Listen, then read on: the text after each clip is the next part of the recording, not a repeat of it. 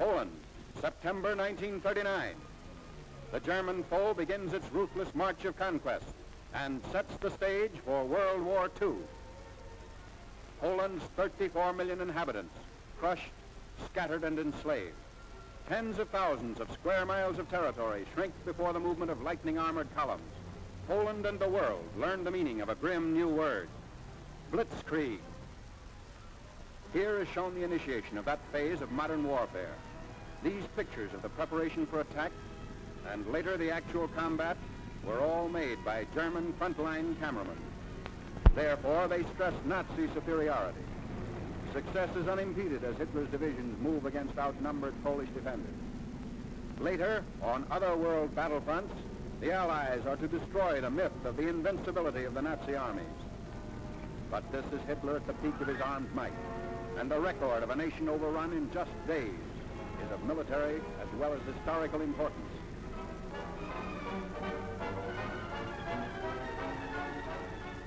The spark is set off in the free city of Danzig. Nazi secret agents had long plotted the revolt against law and order. Germany called it liberation. The world knew that Danzig represented the ignition of the European powder keg, the excuse for Hitler's hordes to begin their destructive campaign of conquest.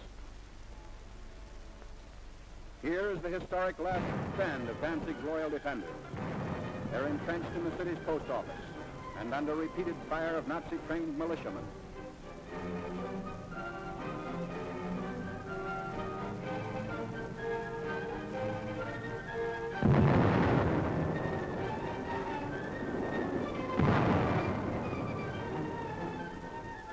Taking cover behind an advancing tank, the attackers move in.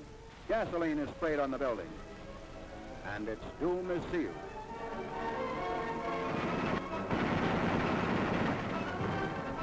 On September 1st, Danzig is incorporated into the Reich, and all Europe is aflame. World War II is a reality. Nazi regulars move up. The Germans brazenly call it counterattack with pursuit. The civilized world knows it as the unleashing of unheard-of military might.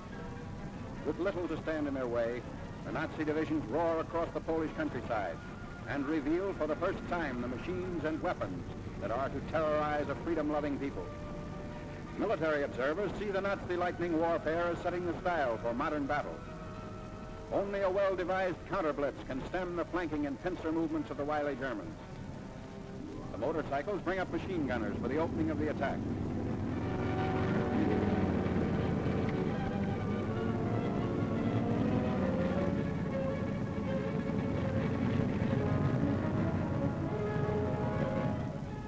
Camouflage is used to best advantage.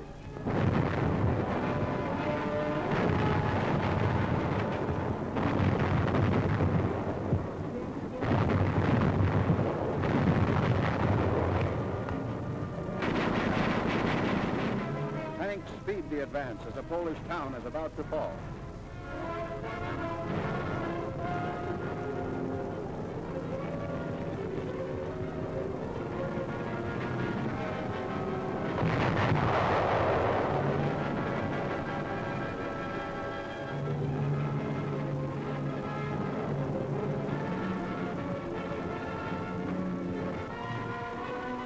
Before the day is out, the Nazis have occupied the town, which is still burning and in complete ruin.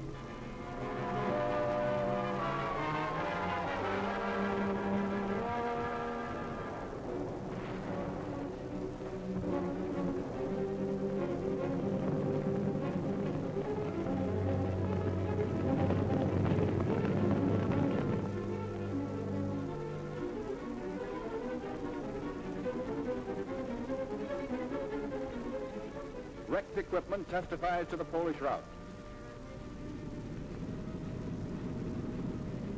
There's no halt in the wrecked town. The military timetable calls for the rushing up of troops for more blitz attacks.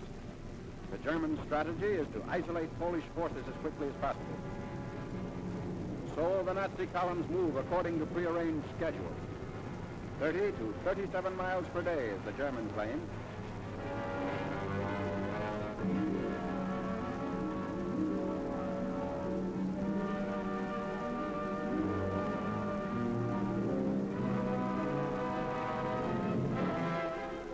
A strategic bridge across the Vistula River has been blown up by retreating Polish soldiers.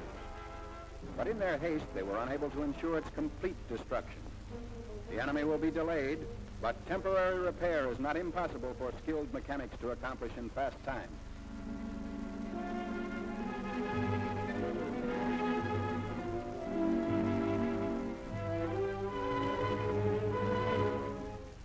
A German sapper detachment sent ahead of the fighting unit goes to work. These men are trained to construct emergency roads as well as bridges.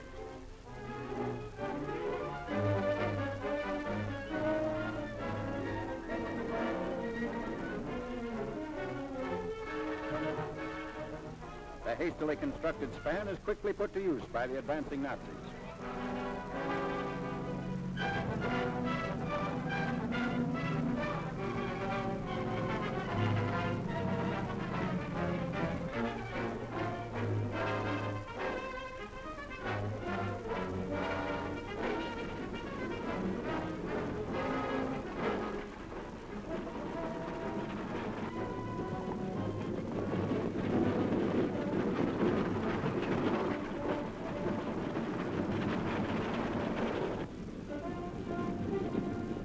Many units don't even wait for the repairs. When bridges are scarce, shallow waters are forded.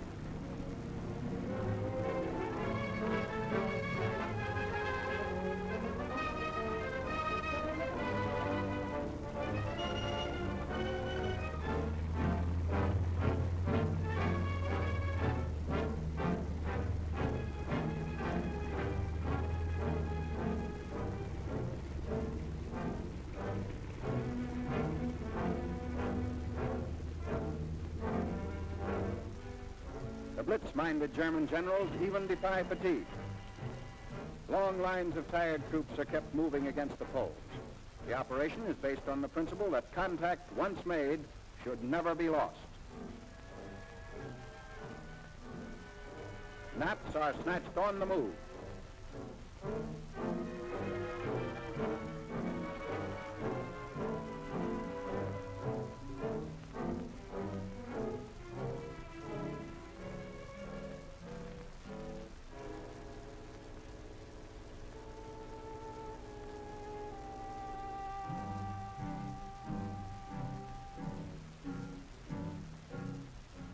Complete halt comes only during the lull between battle movements.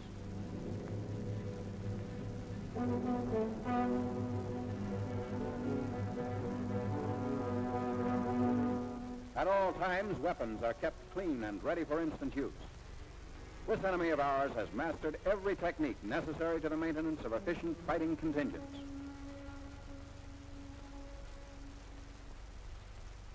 The Polish harbor of Gdynia. For the defense of this vital seaport, the Poles have sunk ships to block the entrance of German warships.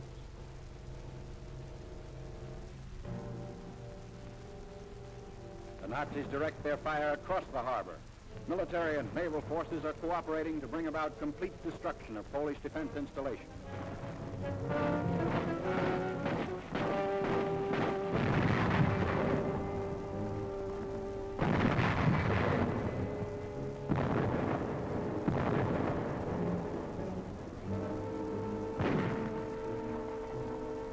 After a thorough bombardment, the outnumbered garrison of Gdynia surrenders.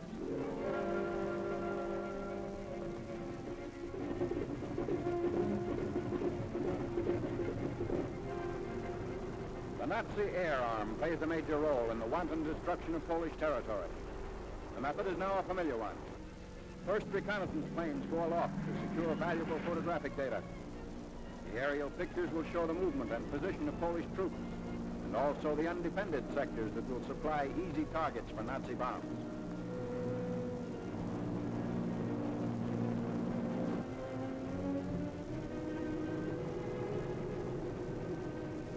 Immediately on landing, the valuable pictures are rushed to the field developing unit.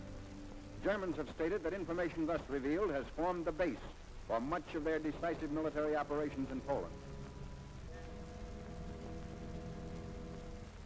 This photograph reveals a truck convoy, closely bunched at a crossroads. If proper distance and interval had been kept between vehicles, they would not be the target shown here.